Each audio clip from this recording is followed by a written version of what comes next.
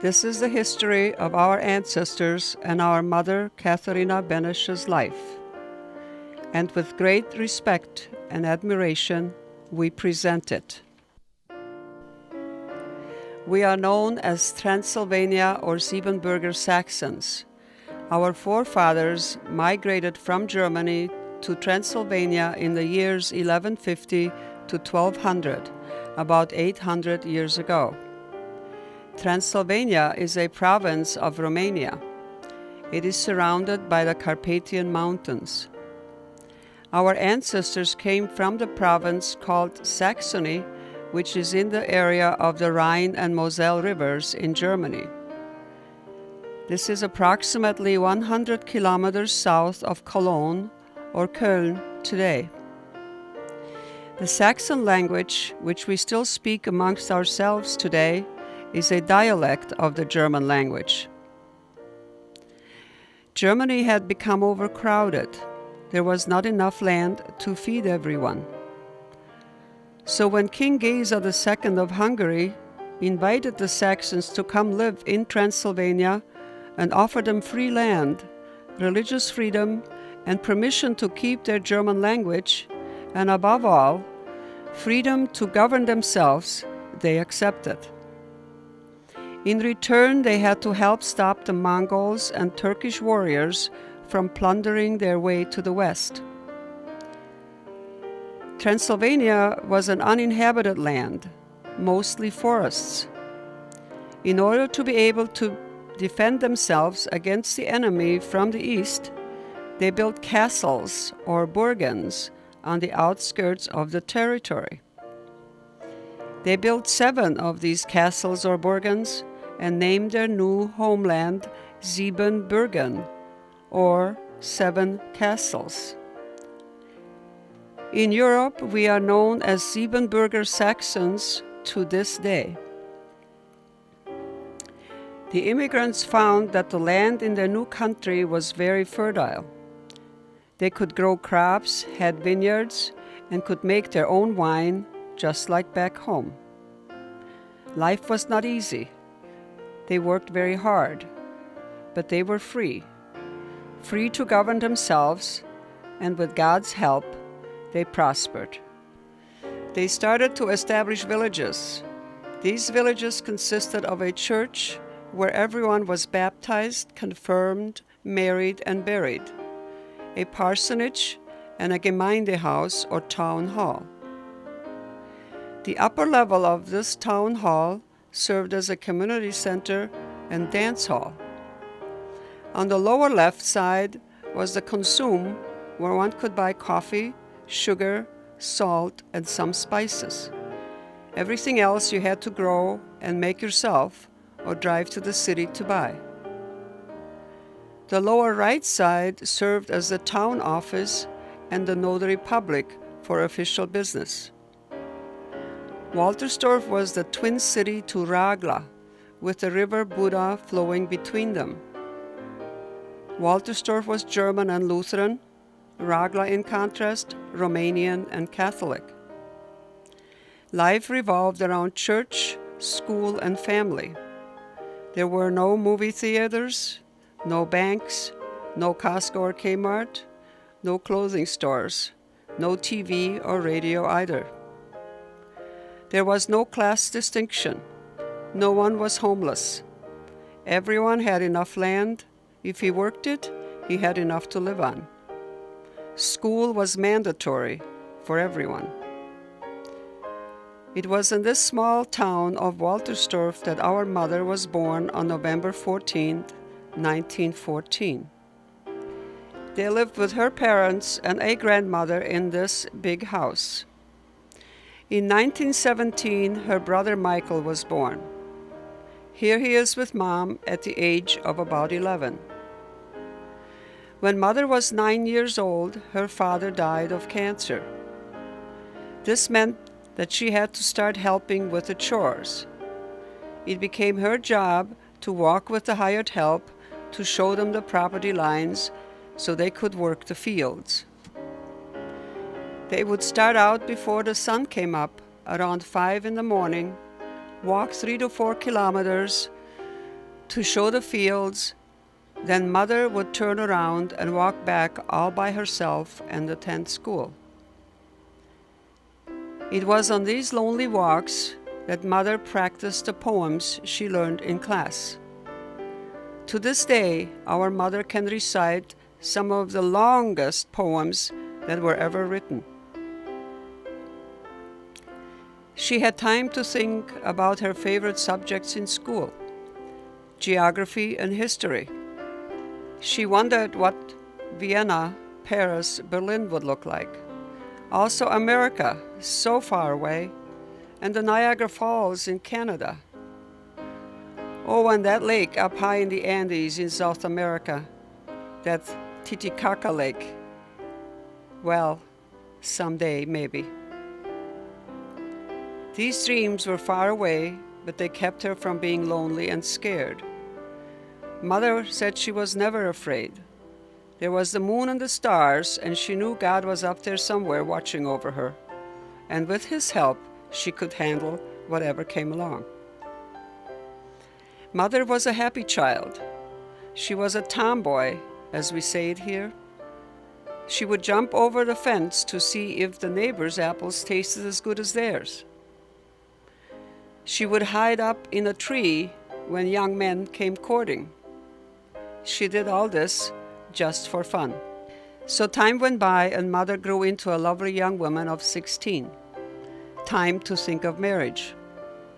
People were expected to marry very young back then.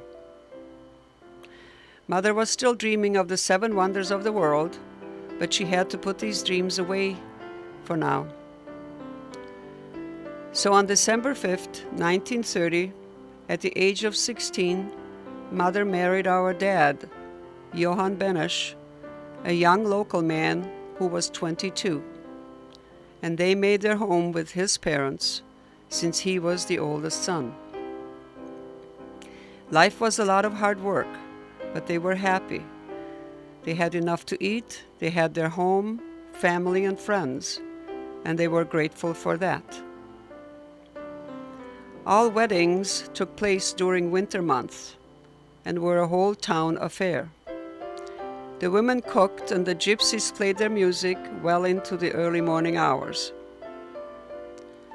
Fasching or masquerade was another fun occasion. Here is Mother and some of her friends with outfits they made themselves out of crepe paper. See, they actually show their legs. The young men would also dress up and parade up and down the street during Fasching time. A big spring festival was the day of the sheep milking. Sheep were kept in herds by sheep herders out in the fields. So on the 3rd Saturday in May, the whole town of Waltersdorf would pack a lunch and go out to watch the sheep being milked. The farmer whose sheep gave the most milk had to host a party that evening. The women's group was another way of communication. The ladies would meet in one another's homes early in the morning and late at night for spinning and sewing. All cloth was hand-woven and sewn by the women, except for the Sunday leather coats. Unmarried confirmed girls wore the high hat to church on Sunday. After marriage, this was replaced by a beautifully sewn cap. So life went on and 4 children came along. Katharina was born in 1932, I Maria in 1934, and in 1939 along came 2 more, Johnny and Rosie. What a surprise. No one had known we would get twins.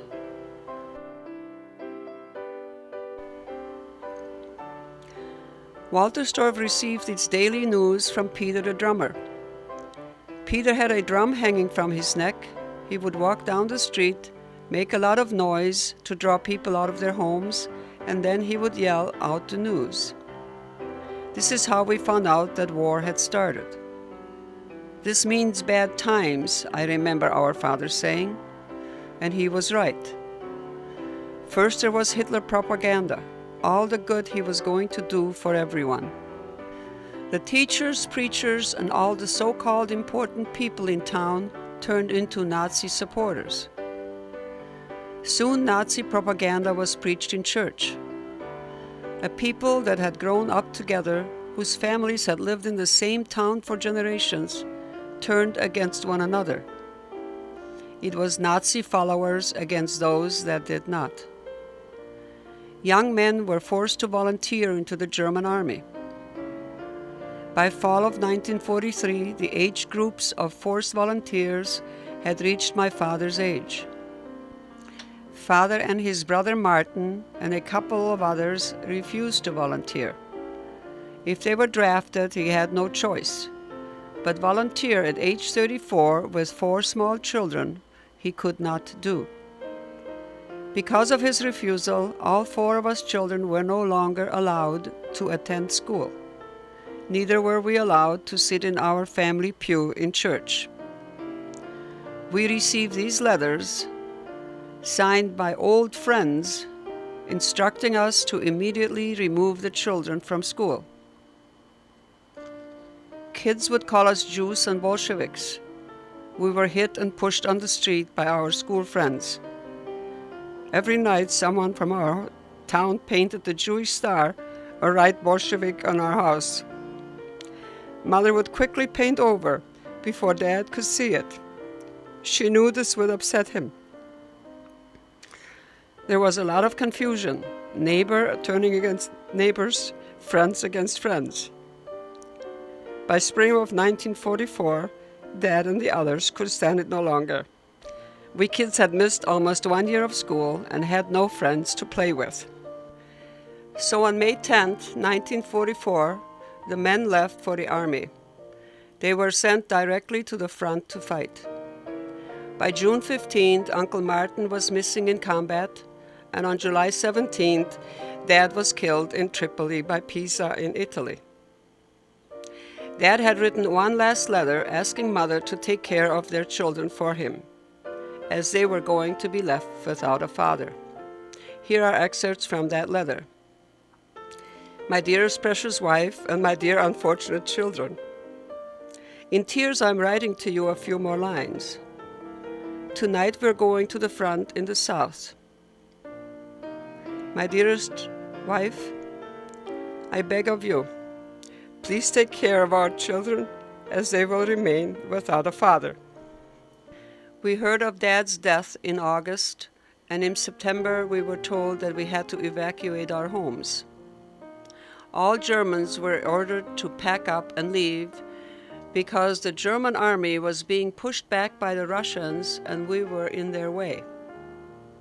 If we stayed, we would all wind up in Russia's Siberian labor camps.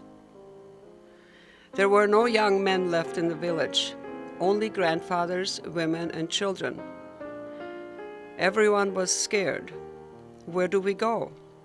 What do we eat on the way? There were no McDonald's on the roadside. But we started hearing noises of the war, and it was coming closer each day. We were told we must get ready and depart. So Grandfather made a cover for our wagon. We did not have cars. And on September 18th, 1944, our whole town left home, leaving everything behind. We were 7 persons on one wagon. Our grandparents, us 4 children, and Mother. There was not room for more than a few loaves of bread, some cheese, and clothing. We had taken along a cow for milk, and since there was no room for Mother in the wagon, she had to walk with the cow. Along the way, we met up other villages leaving. The wagon train seemed endless. We had to travel through the mountains on back roads, so the enemy planes could not spot us. Still, at least once a day, planes would fly over us and start shooting at the wagon train. We had to leave the wagon and hide in ditches to keep from being killed. Often Mother got separated, and that frightened us children. So we left the cow behind, and Mom had to walk alongside the wagon so we could hear her voice. We had to rush. The noises of war were getting louder. We heard soldiers blowing up bridges, the ones we had just crossed a few minutes before. Most Hungarian people were very nice to us as we traveled through their country. They were allowed to stay home, since they were not Germans. They gave us bread and milk and some of the spiciest goulash we had ever tasted. I remember stopping in a place for a few days. The couple that took us in had no children, so they offered to adopt Johnny and Rosie and give them a good home. The twins were 5 years old and kind of cute. Mother would know they were taken care of since she had nothing of her own. No husband, no home, no idea where we were going. Besides, she would still have 2 girls to take care of. But Mother refused to give up her babies. She had faith in God. He had helped her before. He would not desert her now. Finally, after 9 weeks and about 1,000 kilometers, we arrived in Austria. Mother had walked most of this distance.